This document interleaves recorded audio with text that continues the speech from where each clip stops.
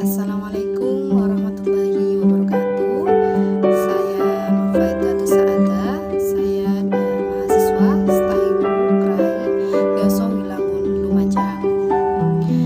Pada video kali ini saya akan mempresentasikan tentang materi ilmu pendidikan, dan judulnya itu adalah tentang asas-asas pendidikan. Dan saya akan mengartikan dan menjelaskan apa sih asas-asas pendidikan itu. Dan pada video kali ini saya akan mempresentasikan tentang pengertian dan asas-asas pendidikan nasional. Baik sahabat, banyak sekali para ahli yang mengartikan asas-asas pendidikan nasional kita, dan salah satunya adalah Hartoso.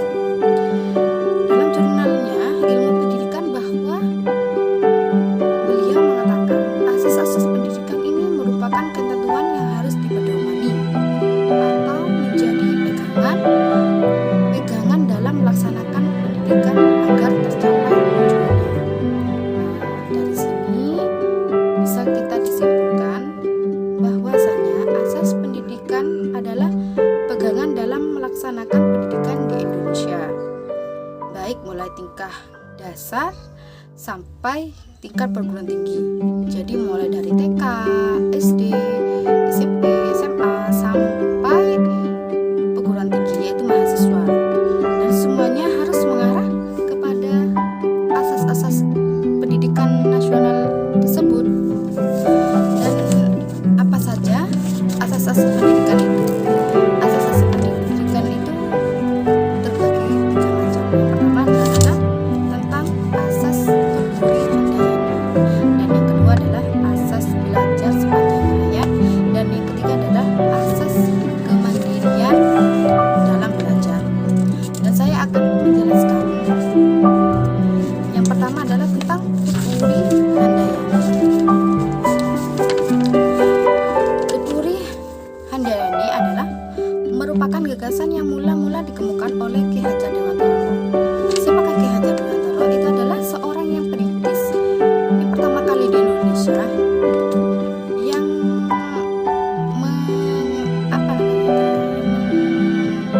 pertama kali Ki Hajar Dewantara itu yang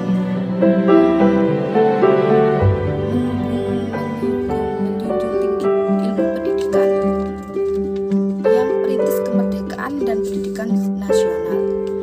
Keduri Handayani adalah mengandung arti pendidik dengan kewibawaan yang dimiliki, mengikuti dari belakang dan memberi pengaruh, tidak menarik-narik dari depan, dan membiarkan anak mencari jalan sendiri. Dan bila anak melakukan kesalahan, baru pendidik itu membantunya. Jadi anak itu, jika kita sebagai pendidik, kita harus memberikan kebebasan dulu kepada anak itu. Dia tuh kemampuannya apa, dan misalnya tuh dia senang membaca, menulis, kita tuh harus memberikan dorongan dari belakang. Dan jika mereka tidak mampu, baru kita itu memberikan support atau membantunya. Kalau mereka tidak mampu, kita tuh harus bisa mendorongnya, memotivasi agar anak itu bisa membaca, menulis, dan apapun yang mereka senangi, dan kita harus mengembangkannya. Dan mereka pendidik harus membantunya. Dan Keduri Handayani ini dikembangkan menjadi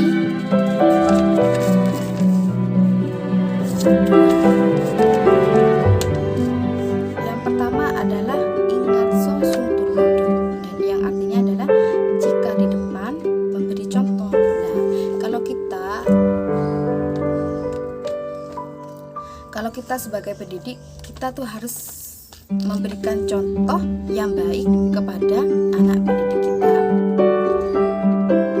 Ingarso Sungtulodo, jika di depan memberikan contoh adalah hal yang baik mengingat kebutuhan anak maupun pertimbangan guru. Di bagian depan, seorang guru akan membawa buah pikiran para muridnya itu ke dalam sistem ilmu pengetahuan yang lebih luas.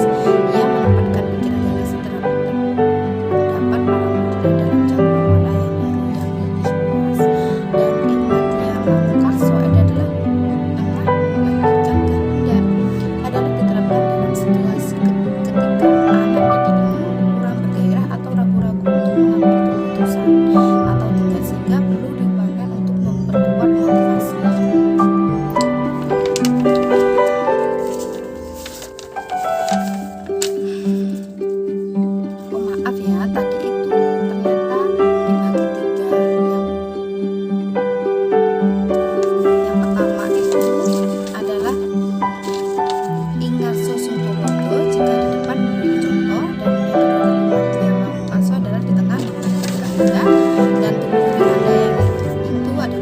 belakang memberikan dorongan. Jadi kalau kita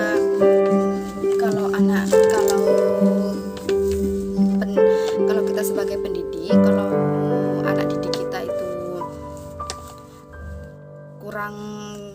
kurang semangat, maka kita tuh harus memberikan dorongan dan memotivasi kepada anak didik kita agar mereka tuh bisa giat lagi untuk belajar.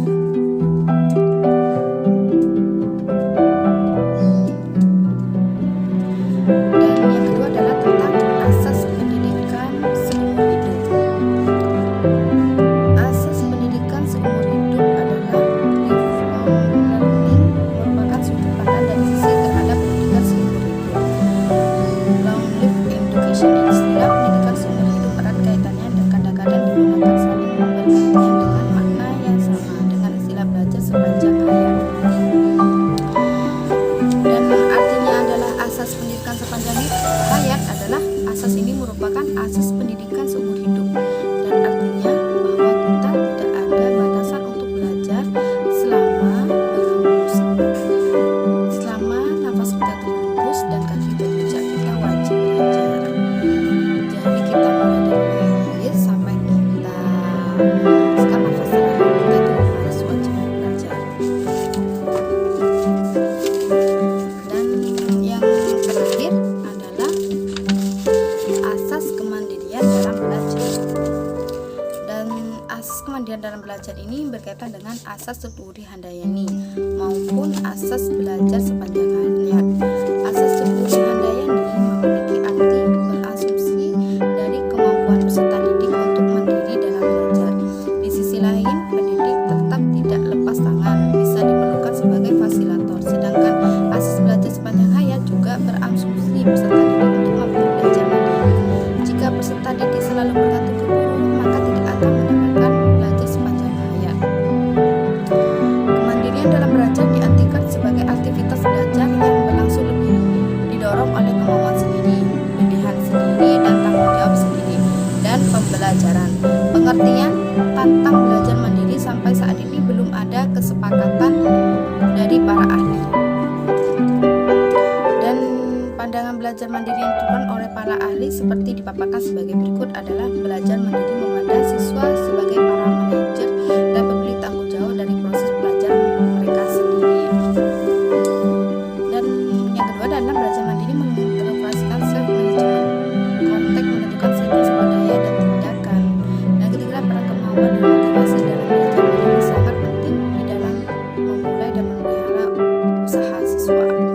Dan yang keempat adalah di dalam belajar kemandiri, kendali secara berangsur-angsur bergeser dari para guru ke siswa. Siswa mempunyai banyak kebebasan untuk memutuskan pelajar dan tujuannya apa yang hendak tercapai dan bermanfaat baginya. Nah, dan asas kemandirian dalam belajar ini adalah berpandangan bahwa setiap individu mampu belajar mandiri, tidak tergantung pada orang lain karena setiap individu punya potensi masing-masing. Jadi setiap anak itu punya potensi masing-masing dan punya kemampuannya masing-masing. Contoh seperti hanya siswa yang suka menggambar, dia akan banyak sekali memiliki wawasan tentang objek gambar dibandingkan anak yang suka membaca. Artinya tidak semua potensi siswa itu sama. Jadi setiap anak didik dan siswa atau anak kita tuh kemampuannya itu berbeda-beda. Jadi kita tuh harus bisa, sebagai pendidik itu harus bisa mengetahui perkembangan anak tersebut, mereka tuh kemampuannya apa, dan misalnya kemampuannya membaca, apa menulis, apa dia tuh kemampuannya hanya bisa mendengar. Dan kita tuh harus sebagai pendidik itu harus bisa memberikan motivasi dan dorongan. Dan sekian dari saya, mohon maaf apabila banyak kesalahan. Wallahu